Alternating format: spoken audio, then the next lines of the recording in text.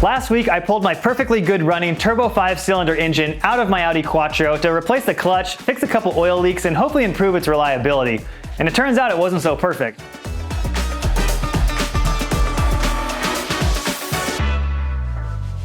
Not only was the turbo manifold cracked in 2 places with a missing exhaust stud and a blown out gasket, but the compressor wheel on my turbo is completely destroyed. It's a miracle this thing was still making 12 pounds of boost. At some point, a foreign object fell down this intake and got sucked in by the turbo, where it got smashed around by that compressor wheel until it was small enough to get passed onto the engine. You can see here where it crashed into pistons 4 and 5 before it finally got kicked out the exhaust. This probably happened in about 30 seconds or maybe even less, and I don't know if it happened when I owned the car. It probably happened years ago, and I've just been driving around none the wiser, not knowing that my car should be spooling faster and making more power. But I did order a new turbo to replace the damaged one, and the people who I've talked to about these piston heads said don't bother wasting your money on that. It's just cosmetic damage. It's not worth it. So we're gonna take the head over to my friends at Aluminum Head Rebuilders. They're gonna deck that thing, put new seals in it, and get the exhaust studs that are broken off out of it so that thing is brand new, 100% ready to go, and we can start putting this motor back together. I want to get this block cleaned up as well as all the other parts, so I bought some cheap Amazon brushes and some oven cleaner, so we'll see how that works. But I've also got this high-powered laser welder from my friends at X Laser Lab that has a cleaning feature that I can't wait to try out.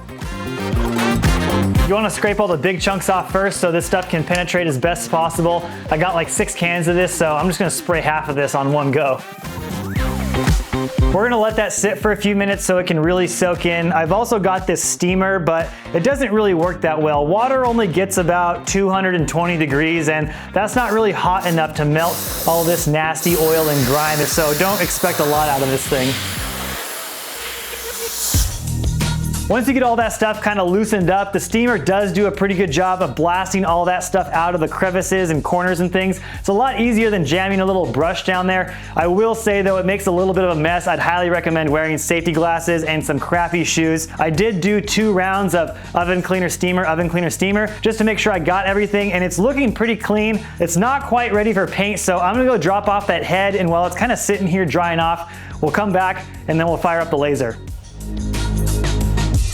I dropped off a bunch of parts with those guys. They're gonna put them in the parts washer so I don't have to spend hours scrubbing that stuff. Charlie's been in the business for practically his whole life. His dad started Aluminum Head Rebuilders, and they still run it together to this day, so they do a great job. They work on a bunch of old Volkswagen Audi stuff all the time, so I know it's in good hands. I also gave him my turbo manifold with the crack in it. Fixing cracked turbo manifolds can be pretty challenging. He's gonna use a special rod for the arc welder that should help keep it from cracking again, so hopefully it'll get a fix because you can't buy those old things anymore. I've been looking for these little plastic injector pieces that go in the head. They basically just hold the injectors in place, and I should have ordered some last year because I felt like they were rather easy to get. Now I can only find ones in Europe that are $20 each, and I know they shouldn't be that expensive. So it sounds like Napa Auto Parts has some, but they only would sell me 2 at a time online. So I'm gonna see what the deal is, if they'll sell me all 5 of them or not. So that's all the stores in the Portland, Vancouver area. Here's my distribution centers, which usually if there's stuff available will give me a whole list. Oh wow. There's one in San Antonio. Well, we got 2 of them, and it only cost me $2.38. The bad news is that guy told me they're the only 2 in Oregon and 2 out of 3 that are available in the US. So we're gonna keep looking. This is the X1 Pro. It's a class 4 laser welder by X Laser Lab, so it's pretty serious business. I just got it a few days ago and I haven't had a chance to try it much, but it does have a cleaning mode that I really want to try. I think this will be pretty fun, so let's check it out.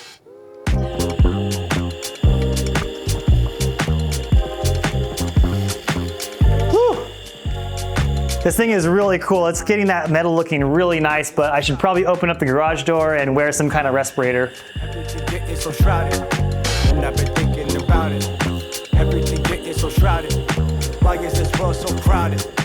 Everything getting so shrouded. All in all, I think that took about 4 or 5 hours to get this thing really clean with that oven cleaner and the laser tool.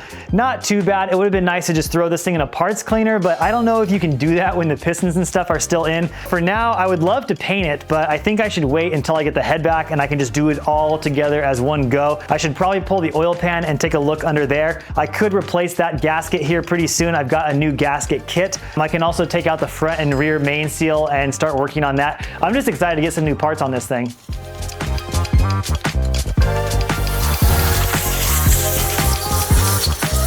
I'm trying to be really careful not to take something apart that I don't have a replacement for, because as we've found out, things for this motor can be pretty hard to find sometimes.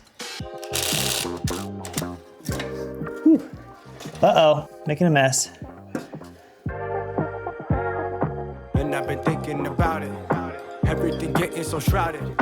I spent the rest of the day cleaning up a few more parts, but I kind of got sidetracked with the laser welder. I ended up spending like 3 days making a video about my experience on that. My dad and I had a pretty good time with it. I'll put a little clickable link up here so you can see what that was all about. Unfortunately, that meant the car and everything has just been sitting for the entire week, which is probably a good thing too, because the guys at the head shop can get caught up and get that finished pretty soon, but it also means there's a big pile of parts starting to accumulate here that's gonna be ready for me to put back on the car here pretty soon. I need to start getting the rest of this stuff sandblasted so I can paint it. I got this cool Cerakote paint that I used on my E30 exhaust, and 3 different colors of this. It's good up to 1800 degrees. So not only will it look good, but it'll also last a long time, hopefully, and protect everything.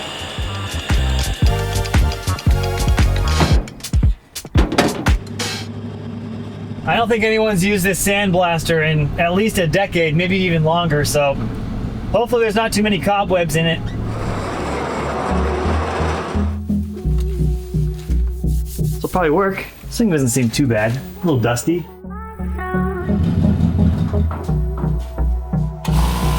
So you want a part? Yeah. We'll get something easy to start with.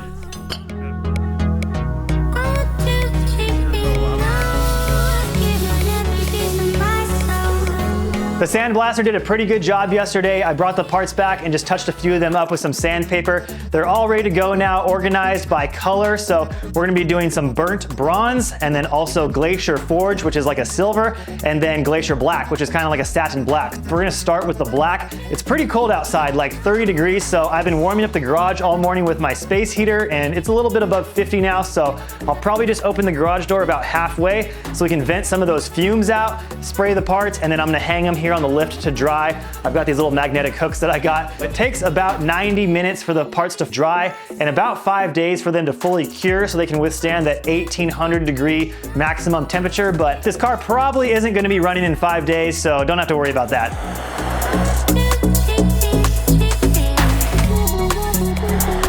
The fumes got pretty bad in here, so I ended up opening the garage door all the way, and luckily it's actually turning into be a pretty nice day. I really love this Cerakote because it's so easy. There's no mixing, there's no ratios. You just pour it in the sprayer and go after giving it a good shake, and the paint comes on pretty easily, so don't have to worry too much about runs and drips. You just kind of spray, take it easy, and you feel like you're doing a much better job than if you had sprayed something out of the spray paint can. I really like how the E30 manifold turned out, so that's why I bought more of this stuff. What's really cool too is since there's no mixing, I'm pretty sure you can just dump it back in the container if you've got too much of this stuff, so we can save some of that black for later, because I'm gonna get a few more parts back from aluminum head rebuilders that are also gonna be black. For now, we'll just wait for this stuff to dry, and I'll start switching out the parts with what's gonna be silver, and we can paint some silver. I think that'll all look really cool. But of course the bronze is gonna be the best. We're gonna do the turbo manifold bronze when I get that back.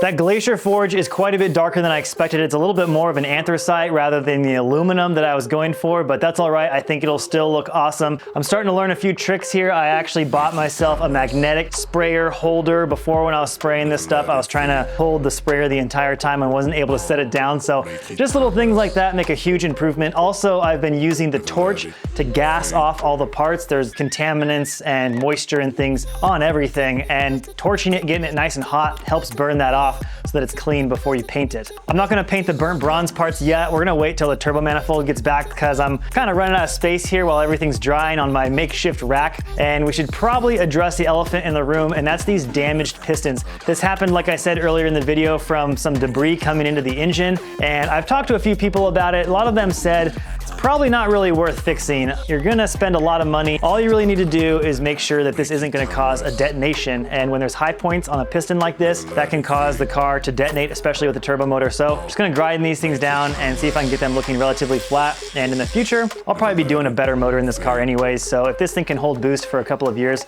I'll be happy. Never let it fade. Make it You gotta remember, this car was driving great at 12, almost 13 pounds of boost. So I'm not really that worried that it was causing any, damage, detonation, or pulling timing or anything out of the car. So we're just gonna keep moving along with this. I'm gonna pull this old head gasket off and start scraping the block to get it ready for the new one. We can put the head studs in, and when we get that head back, we can start piecing this thing back together. I'm really pumped for that. I did the best I could getting this block as clean as possible. I used some plastic scrapers to get the old head gasket off to minimize damaging the surface here. Now I think I can finally say that the teardown is done and we can start putting this whole thing back together. So I'm gonna grab some ARP head studs and start screwing them in. I really like these head studs. I've used them on all of my engines. It's nice because they're studs and not bolts, so you can screw all of them in and then slide that head gasket on to locate it perfectly so that you don't accidentally install it misaligned or something like that. I've also heard that you can reuse these, which is really cool, but they're really not that expensive. Not really that much more than OEM bolts, so that's great. Also with the extra peace of mind, knowing that this thing will hold a bit extra pressure so that you're not gonna blow the head off when you're under high boost. I just wanted to make sure I saw my engine code on these instructions, and there's a lot of engines this head gasket fits on. It's like 12 different ones, and I'm not really surprised. There was a naturally aspirated version of this engine, obviously turbo, and there was even a diesel one that they had for a while. I think Audi just liked to change the engine code every time they made a small adjustment, like the compression ratio or a cam, but I just need to make sure I put it on right side up. I can't really do a whole lot more with this block until I get that head back and we start torquing it down, but for now I'll start organizing the garage and taking some of these parts and reassembling them after I took them apart to paint them so that when that stuff comes back, we can start slapping this thing back together real quick.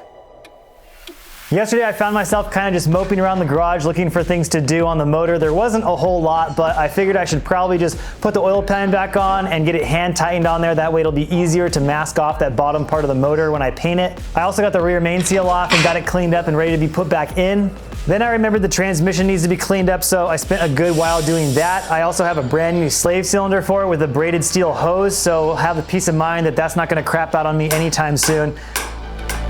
Now, a lot of people have asked me what I'm gonna do about the clutch on this car because I guess you can't buy them anymore, but I was able to call Spec and they actually had one that they could make as long as I ordered the flywheel and the clutch together as a package. I ended up picking the stock weight steel flywheel instead of the aluminum one. I just think that'll be better on this car.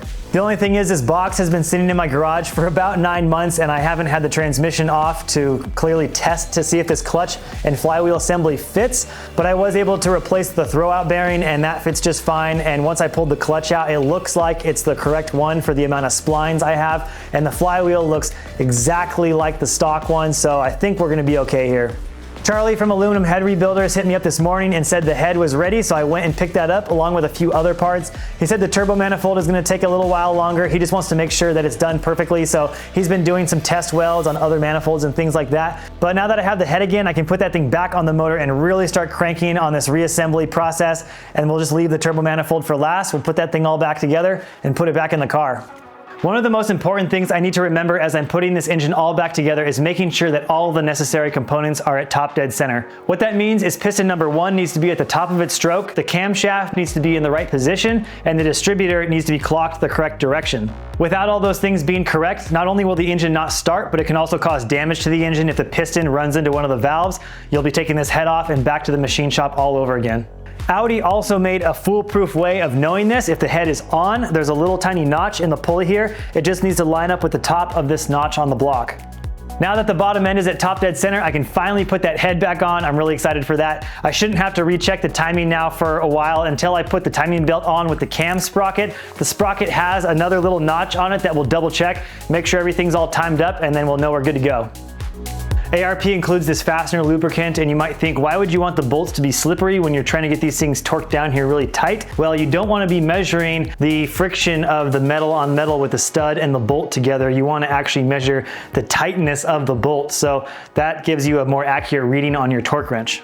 I've got the torque sequence here. You want to make sure you torque the head in the right direction, usually starting from the middle and kind of working your way outwards in an X pattern. Not doing this could possibly damage the head or maybe cause a leaky head gasket. You might get lucky and that might not happen, but might as well do the best you possibly can. Start low with like a 20 foot-pounds and then work your way up, 40, 60, finally to 80 foot-pounds will be the final number. Now that the head is back on, I want to just mask this thing off and get it painted as quick as I can because the cast iron block is very susceptible to rust, so I want to get that thing looking really nice before we move on. I know I should probably be painting this stuff outside, but it's a bit warmer in the garage and also no wind. Luckily, this little sprayer doesn't get a lot of overspray, so that's nice. It's easy to get pinpointed in one little area. The fumes, on the other hand, are pretty strong, so I gotta be careful with that. I did end up painting the rest of the black parts, so that's great. I just don't like to paint outside because there's a lot of neighbors walking by and driving by. I don't think it's exactly the type of thing they particularly like.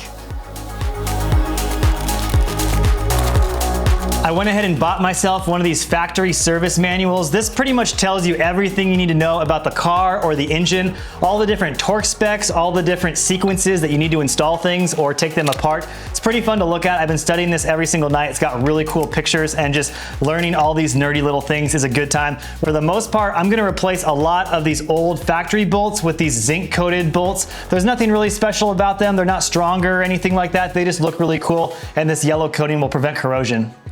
Something I learned in that factory service manual I didn't know about was that you're not supposed to store hydraulic lifters right side up. So I flipped them back over so that they're upside down now. I filled them with oil and they will kind of self-prime a little bit. It's not really that big of a deal when you put them all back in the car. The car will automatically prime them after a few heat cycles. It might just make a little bit of noise at first. This car is going to have a lot of things going on when we start it for the first time. The engine and the exhaust and everything is going to be smoking a bunch from all the chemicals and the paint especially that I just sprayed on. It takes a couple heat cycles for that stuff to stop smoking and smelling, but once it's all baked in, you're good to go. For now, let's just get this thing back together.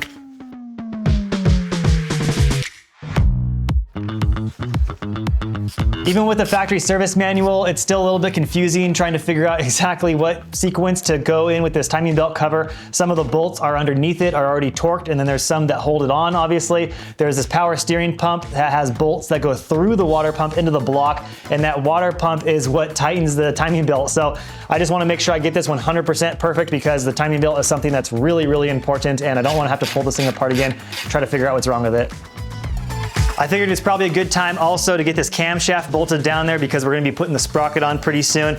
I've got the two lobes facing upwards, which makes a lot of sense here on cylinder 1 because that piston is up at top dead center right now. On the other side, the lobes are pushing down, which is a little bit scary. It's going to take quite a bit of pressure to push that valve down, and you're basically doing that with the cam caps. You got to be really careful to just slowly tighten everything up exactly how it says to do in the factory service manual because you can break the camshaft in half. I know people who have done it and that would really suck to have to find one of these. They're not exactly easy to get. For some reason, I was pretty worried about that camshaft. Now I'm just doing the final torque on it. It's only 15 foot-pounds, which seems like barely anything. I guess, the trick is you don't want it to be too tight. That's one of the reasons we got this book. I just hand tightened this cam sprocket on here so I can move the camshaft around a little bit, but as you can see with the sequence of things, if this cam sprocket is on, you can't take the timing belt cover off and things like that, so you gotta make sure you do every step in the right order. I bought this tool, which I'm probably not gonna use too many times. It's basically just to hold the cam sprocket in place while I put 60 foot-pounds into that bolt, and hopefully I'll build a few more motors in my lifetime that uses this, but for the most part, it's just gonna sit on the shelf.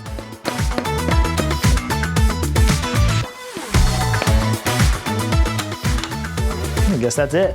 I'm gonna check that our crankshaft is still at top dead center by putting the pulley back on just for a sec, and it's looking good. The camshaft sprocket also has an indicator on the back of this sprocket. It's a tiny little dot here that you can see through the window of the timing cover. It should line up perfectly with the top of the head, right on this edge right here. All right, let's put this timing belt on. You would think this whole entire process of timing the engine would feel more exact, but I don't know. It doesn't seem that picky to me. Like it should, the window and everything should be narrower so you can barely see that dot unless it's perfect. I would just assume that when this thing is spinning at 8,000 RPMs, it's gotta be dead on. Oh, got some glove in there. Oopsie dipsy. The belt's on there, everything is still at top dead center, so we'll just tighten it up a bit and I'll just give it kind of like a first go here. I don't think it needs to be crazy tight. In the manual, it says the belt should be able to twist 90 degrees like this. So yeah, maybe a little tighter than that. What I'll do is get these things cinched up here and then we'll just spin the motor a few times and check it again. Can definitely hear some compression in there.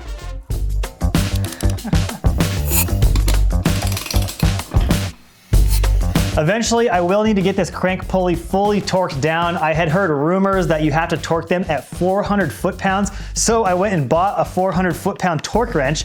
This thing is massive, and it's got a 3/4 inch like end on here. I had never even heard of that. I didn't know they got that big. Anyways, the FSM actually says multiple times that the torque spec for this is 258, but I'm not sure if that's because they're using some kind of lubrication, kind of like those ARP head studs have.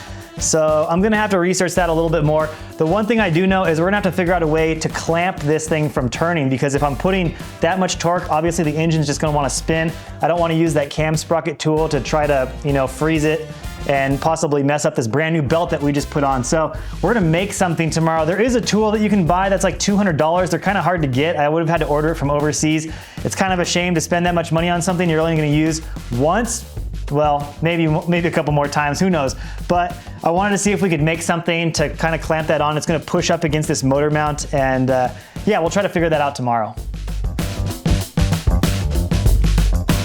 I decided to mock up the intake manifold. I tried to sand down this turbo logo and make it a little bit shinier, but it's just kind of nasty and porous. This cast aluminum is never really gonna look nice. I attached a few of the accessories here, like the throttle body, getting that all squared away, but I'll end up taking this thing off anyways. I should have probably installed the injectors. I totally forgot about that today. We're gonna take this off anyways when we do the turbo manifold and all that. I just really wanted to see how it looks. So far, this engine is starting to look really cool. I love the contrast of the black and the silver with all of these yellow gold zinc bolts, and I can't wait to fire this thing up for the first time. Hopefully it runs as good as it looks. I tried to buy some 2-inch square stock this morning to make that pulley tool, but the steel store I usually go to has closed permanently. I went over to Home Depot and got this 2-inch angle iron, so we'll cut that, weld it, whatever we have to do to make that work.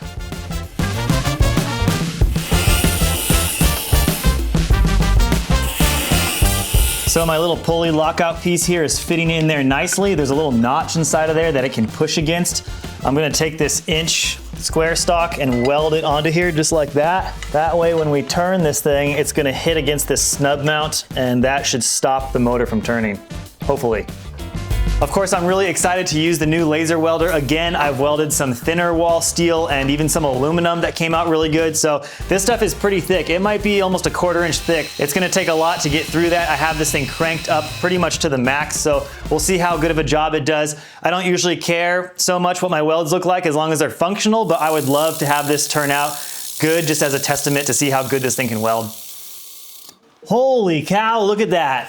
I am a professional welder now. That might have been the best weld I've ever done on this thing. That was impressive. I'm pretty excited about that.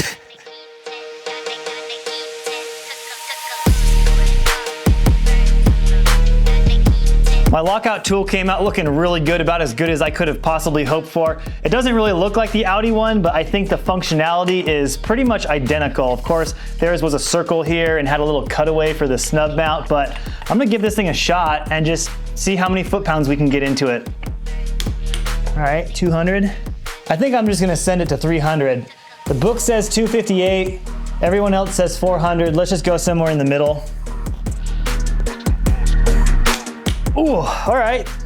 I hit up my friend Joe. He knows everything about these Quattro motors and asked him about that 400 foot-pound discrepancy with the FSM. He said the 258 is only if you have the Audi torque multiplier, which obviously I don't have. I did see something in there about an extension. I wasn't exactly sure what that meant, so I revisited this, put 400 foot-pounds into it. It almost lifted the engine off the ground, but we got it. Now we can check that box, not have to worry about torquing this pulley anymore. We'll put it back in the car. You all probably remember these plastic injector cones I was looking for at the beginning of the video. I found some on the East Coast, but they're not the OEM ones I thought they were based on the pictures, and I think these are gonna be just fine. I was thinking about using the old ones, but they're getting really brittle and starting to break, so I figured it wasn't a good idea. Not even sure what these really do. The injectors go inside these brass fittings here, and once it goes down into the engine, this cone is mostly protected by the cylinder, and you can just see a little bit of it sticking out. I'm not 100% sure on the function of that, but once I install all those, I'll put all the injectors in, and then we can't really do much until I get the turbo manifold back. So at that point, we're just gonna be waiting. These brand new injectors with the O-rings are gonna be a really tight fit into these brass inserts here. You don't want any air getting sucked in or blown out. It could cause the car to go lean, which is obviously really bad. The FSM says to coat these in fuel to get them to slide in there, but some friends of mine told me that dish soap works even better. It gets them nice and slippery, so they slide in, and then when the dish soap dries, it's kind of sticky, so it can't get blown out by the boost. The engine's been out of the car now for a little over a month, and for a lot of people that'd be a pretty typical timeline, but I wanted this thing back in there running and driving by the beginning of February, and it just didn't happen because I don't have the turbo manifold yet. So in order to inch this project along as much as I possibly can, I went and got the hoist, and we're gonna take the engine off the engine stand, install the flywheel, replace the rear main seal, and get the old pilot bearing out. That way, when I do get the turbo manifold on, we can slap that thing on, put it all back in the car, hopefully within a day or two, and get this thing running ASAP. I was totally down to try that bread or the grease trick to get the pilot bearing out, but I read online that a lot of Audis and Volkswagens that doesn't work because there's a little metal piece in there that prevents the grease from spreading out. I went and bought one of the pilot bearing kits online. They're pretty affordable, and it's always a good tool to have in the garage. Let's see if this thing works. It's pretty simple how this thing works. You just slide it in there. The threaded piece forces the spreaders apart, and that effectively grabs the bearing. Then you just use the slide hammer to get it out. That was way too easy. I'm pretty happy about that. We've been talking about top dead center a lot, and the flywheel is something that also needs to be at top dead center because this little sensor here not only reads how fast it's spinning, but it reads where the flywheel is relative to top dead center so that the ECU knows when to fire the spark plugs. If that's not set up right, the car's definitely not gonna run. So how do you know where top dead center is on a flywheel? Well, on this engine, there's 2 bolt holes that are spaced out a little bit further from each other on the flywheel here. So once you kind of figure it out, you can turn this thing. It's a little bit heavy, but once all those bolt holes match up, you know you're good to go. Of course, another important thing is always replacing your flywheel bolt. It's another 50 bucks I didn't want to spend, but most of these bolts are one-time use. Once you torque them, they stretch out a little bit, and you do not want one of these backing out and flying around inside your clutch assembly. That's definitely going to ruin your day. Turns out it's not that easy to work on an engine when it's on the hoist. It's kind of swinging all over the place while I'm trying to torque down the flywheel bolts. I did actually use my lockout for the pulley that I made, and that gave me the ability to get everything nice and tight without the engine turning over. So I was gonna put it back on the engine stand, and now I'm realizing that this mount doesn't clear the flywheel and the pressure plate. So that's kind of a bummer. I'm not gonna be able to get it on there for the installation of the turbo manifold, but we're almost there really. So hopefully my buddy that lent me the engine hoist doesn't need it back, and we'll just let this thing sit here until we're ready. I just got the turbo manifold back from Charlie, and it looks really nice, but he said it was quite the process getting this thing welded properly. He used an old school arc welder, like stick welding with a Mugsy rod. It's a special type of rod made to fix things like this, but it was quite the trial and error getting this thing welded up finally without having it crack or anything like that, and he tested it a few times, getting it nice and hot to make sure that it's gonna hold up for me for hopefully many years to come. So we're gonna put this thing back on the motor along with the remaining parts, and then I can start figuring out how I'm gonna get this thing back in the car next week. I don't think I talked about this before, but I needed to fix that compressor wheel on my turbo. But the 3 friends of mine who also own Quattro said, do not bother with that K26 turbo. That was a late model upgrade that Audi did to increase the horsepower. And all it really did was make the cars a little bit more laggy and less fun to drive. They said, go find a K24 turbo, downgrade yourself to that one, and we promise you'll love it way more. Luckily, I found a refurbished one online for actually pretty cheap. So I'm really looking forward to slapping that thing on the car. And without those massive boost leaks, this thing is probably gonna feel like a rocket ship.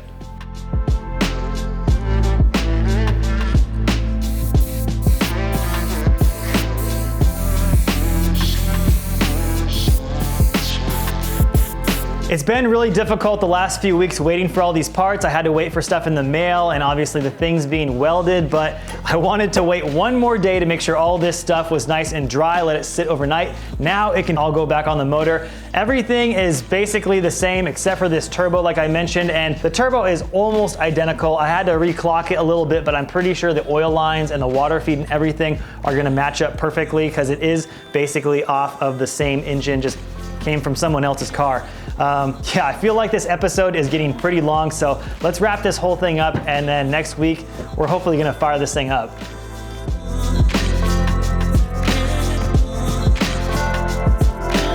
Just a couple of hours and I got all that stuff on there. The turbo manifold looks so good with the turbo and everything. Finally got that looking sweet. I also put the intake manifold on here because all these bolts down here are so difficult to get to when the motor is in the car. You know, you have the strut tower like literally right here and the fender is just right in the way. So once that all came together, I mean, the thing is ready pretty much. So we're gonna swoop that in here pretty soon. And my only real worry is that this engine won't start. And really it's just a matter of getting the appropriate fuel. And we know we checked top dead center on everything. Hopefully any of my Hall sensors aren't damaged from bumping into things. I saw one had some scuffs on it, but we'll probably be okay because any of those things could keep the motor from starting or running or anything. And I don't want to be chasing my tail here trying to figure out what's wrong with it. So wish me luck on that next week. I think we're gonna wrap up this video because I mean, it's been like almost 2 months I've been filming this one video. So it's definitely taken a while and I think I'm ready to finally post it. So that'll be great, and I'll see you on the next one. Check your polarizer.